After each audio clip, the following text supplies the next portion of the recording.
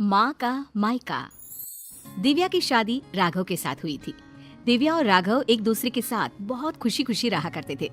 दिव्या एक मध्यम वर्गीय परिवार की लड़की थी, लेकिन दिव्या की सास अनीता जी का मायका काफी पैसे वाला था और अनीता जी अपने पैसे वाले मायके की वजह से काफी घमंड भी किया करती थी। एक दिन सुबह के वक्त, मम्मी जी मैं सोच रही थी अपने मायके जाकर आ जाती हूँ, बहुत दिन हो गया है ना। हाँ मम्मी, पूरा 1 साल हो गया है दिव्या को अपने घर गए। कुछ दिन रहेगी तो उसका मन बदल जाएगा। हाँ हाँ, क्यों नहीं बेटा, आराम से अपने मायके जाकर आओ। अरे भाई, लड़कियों को अपने मायके जाना भी चाहिए, वो भी तो तुम्हारा घर है, जरूर जाओ बेटा। ठीक है दिव्या, मैं 2 दिन बाद की टिकट करवा लेता हूँ, तुम्हें छोड़कर आ जाऊंगा।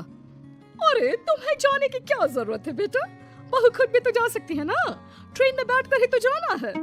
लेकिन मम्मी अच्छा थोड़ी ना लगेगा, इतने दिनों बाद दिव्या अपने घर जाएगी, वो भी अकेले। अरे ठीक है ना बेटा, तुम क्यों अपनी छुट्टी खराब कर रहे हो बिना बात के। इन छुट्टियों को कभी इमरजेंसी के लिए बचा कर रखो, काम आएंगी। और बहू का क्या है, 2 दिन मायके जाकर वापस आ जाएगी। कोई बात नहीं राघव, मम्मी जी ठीक कह रही हैं, बेकार में ही मुझे लाने छोड़ने में आपकी छुट्टियां खराब हो जाएंगी। वैसे बहू, तुम्हारा भाई भी तो तुम्हें लेने आ सकता है। शादी के बाद तो बेटियों को लेने अक्सर उनके भाई ही आते हैं।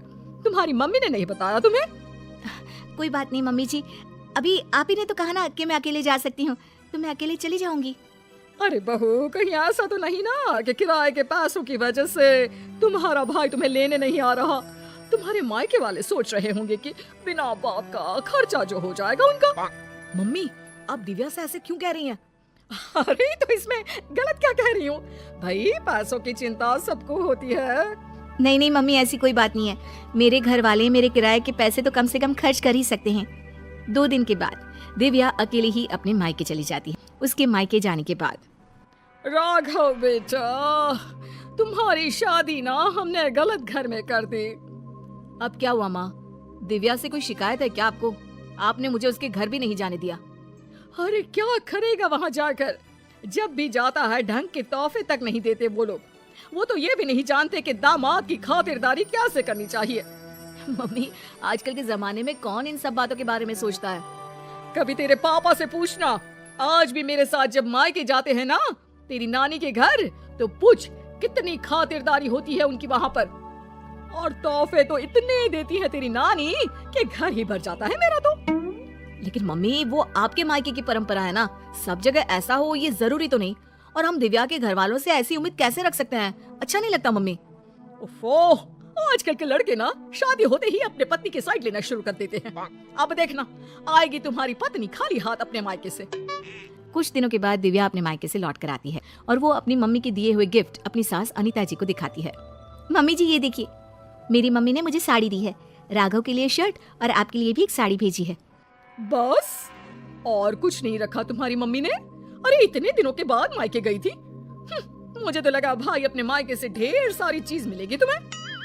ऐसी बात नहीं है मम्मी जी, वो लोग तो मुझे बहुत सारी चीजें देने की कोशिश कर रहे थे, लेकिन मुझे ये सब अच्छा नहीं लगता। हाँ मम्मी, मैंने ही दिव्या से मना किया था, बिना बात के किसी से चीज लेना अच्छी बात नहीं है। तुम्हारी नानी होती ना बेटा तो मुझे कभी इस तरह नहीं आने देती। मेरे मायके की तो बात पूछो ही मत, जब भी जाती हूँ इतने सारे गिफ्ट मिलते हैं, क्या बताऊं। बस मुझे तो कभी कुछ खरीदने की नौबत ही नहीं आई। कभी कोई साड़ी, कभी कोई सामान मैंने खुद के हाथों से इतने सालों में नहीं खरीदा।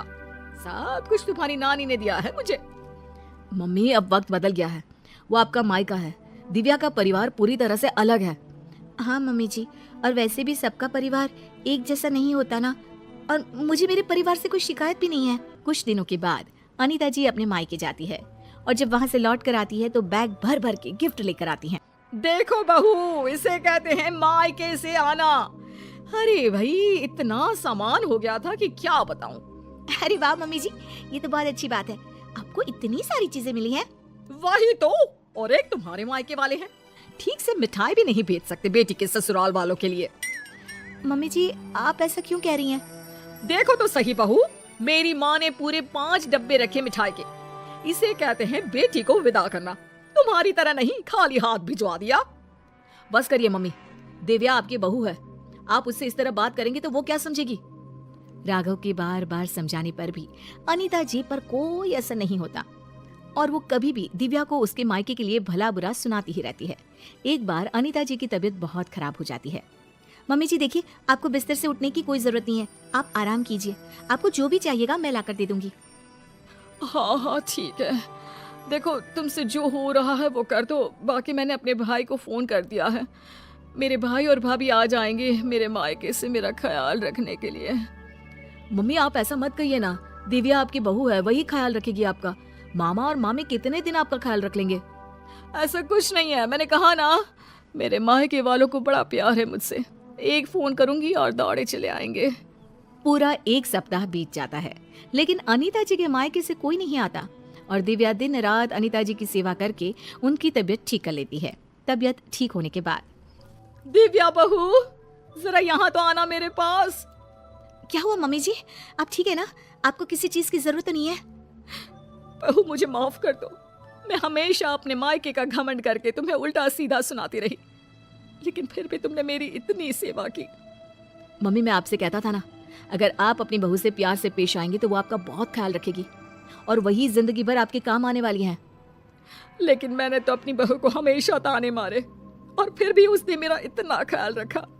मुझे माफ कर दोगी ना दिव्या? अरे मम्मी जी ऐसा मत कहिए, आप हमेशा मेरे मायके वालों को भला बुरा कहती रहती थी, लेकिन एक बात बताऊं, सबके घर वाले ना अलग अलग होते हैं, सबका अपना अपना नेचर होता है, लेकिन इसका मतलब ये नहीं कि मेरे मायके वाले मुझे प्यार नहीं करते, और इसका मतलब ये भी नहीं कि आप मुझे प्यार नहीं करती, है ना सच?